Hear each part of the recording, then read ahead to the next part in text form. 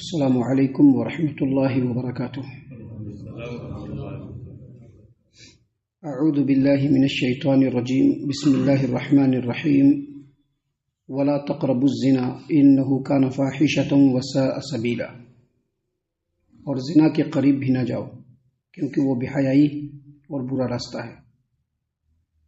محترم سامعین اکرام، سورہ بنی اسرائیل سورہ نمبر 17 اور اسی سورت سے بھی آپ کے سامنے آیت نمبر 32 تلاوت کی گئی، اور آیت کریمہ کا ترجمہ بھی بفضل اللہ، باذن اللہ، بتوفیق اللہ آپ تمام کی خدمت میں پیش کیا گیا۔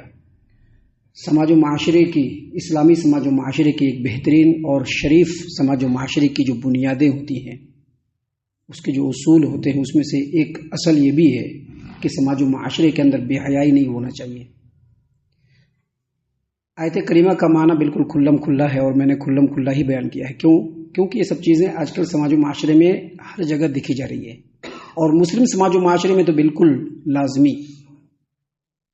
سامعین کرام، یہاں پر اس آیت کریمہ پر، اس کے ترجمہ پر غور کیجیے۔ اللہ تبارک و تعالیٰ نے فرمایا زنا کے قریب بھی مت جاؤ۔ یہ نہیں کہا کہ زنا مت کرو، حالانکہ اگر کہا جائے تو سیدھے سیدھے کہا جائے کہ زنا مت کرو، بدکاری مت کرو، لیکن یہاں پر یہ نہیں کہا گیا، بلکہ کیا کہا گیا؟ زنا کے قریب بھی مت جاؤ۔ قریب بھی مت جاؤ مطلب ہر وہ طور طریقے، ہر وہ راستے جو انسان کو زنا کے قریب لے جائے، ہر وہ راستہ، ہر وہ طور طریقہ جو انسان کو زنا کے قریب لے جائے، ان تمام چیزوں سے روکا گیا ہے، اور اس سے بچنے کے لیے کہا کہ اس سے بچو۔ مطلب یہ کہ ہر وہ چیز، ہر وہ بات، ہر وہ طور طریقہ جو انسان کے جذبات کو، شہوات کو برانگیخت کر دے، ابھار دے، ان تمام چیزوں سے بچنا چاہیے۔ وہ تمام چیزیں حرام ہے۔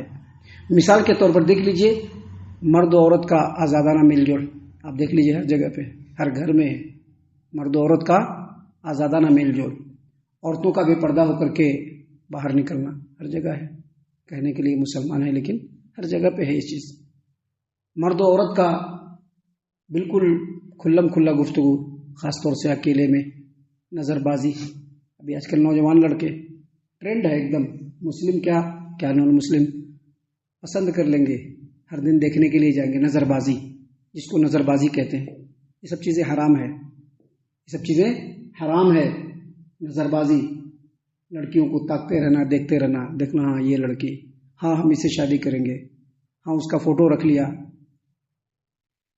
فحش اور ننگی تصویریں، چاہے آپ کتاب کے اندر دیکھیں، چاہے موبائل کے اندر دیکھیں، چاہے کتاب کے اندر دیکھیں، چاہے موبائل کے اندر دیکھیں۔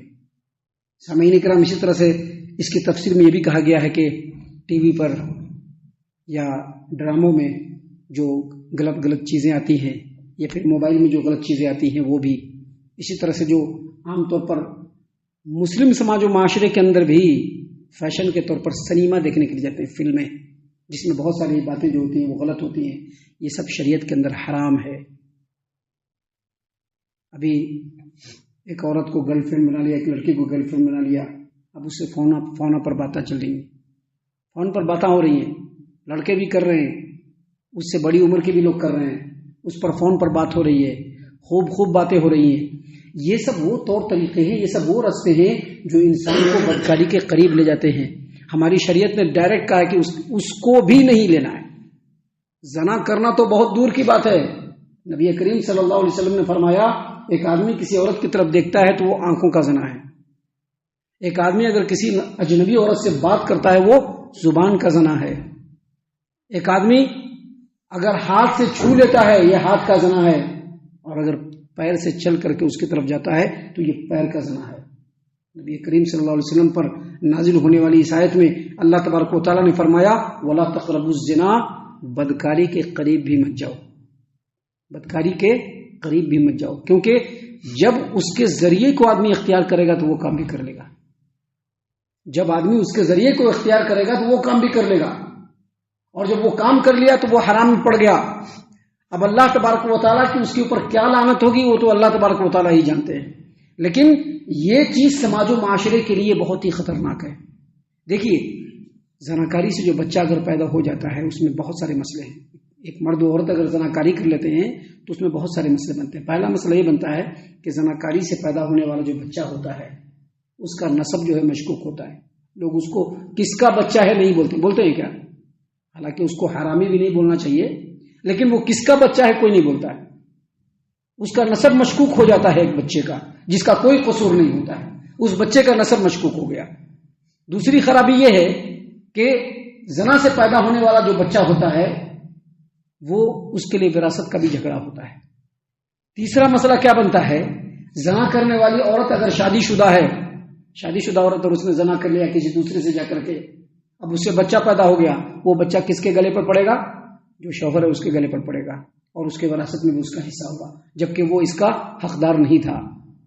اور اگر زنا کرنے والی عورت، زنا کرانے والی عورت اگر شادی شدہ نہیں ہے، اس کے پاس بہت سارے مرد آتے ہیں ایک دوسرے سے، آپ دیکھیں گے عورتوں کے لیے جو ہے جھگڑے ہوتے ہیں تو جان تک لوگ لیتے ہیں کہ نہیں لیتے ہیں.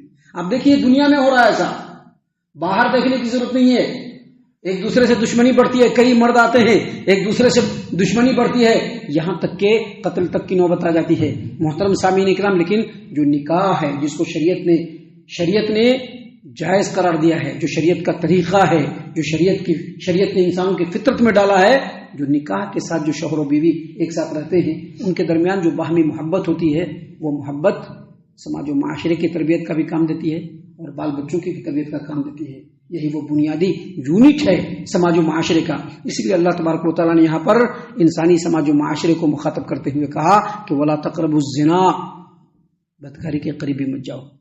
آپ آج یورپین کنٹریز میں جا کر کے دیکھ لیجئے، کون ماں ہے کون باپ ہے کسی کو پتا ہے؟ نہیں ہے پتا. آج دھیرے دھیرے ہمارا سماج و معاشرہ بھی اسی میں کنورٹ ہوتا چلا جا رہا ہے.